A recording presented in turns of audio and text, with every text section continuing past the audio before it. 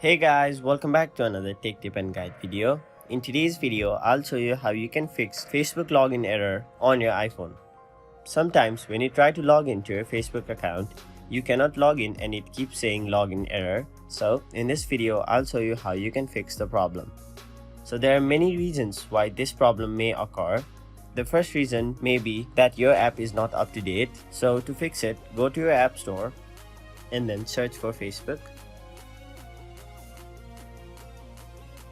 And now my app says open, that means it is already up to date. But if your app says update, simply tap on update and then update your app to the latest version. And then try logging in, and if your problem still occurs, go to your settings. After that, scroll down and then tap on general. Now tap on iPhone storage and wait for it to load up.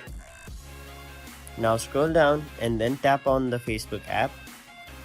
Here you'll have to tap the option Offload app and then confirm it. Now wait for your app to offload, and once your app is offloaded, simply tap on reinstall app and now wait for it. Once the app is reinstalled, try logging into your account, and if your problem is still there, try restarting your iPhone and then log into your account. So these were some of the methods how you can solve your login error. I hope I was able to fix your problem.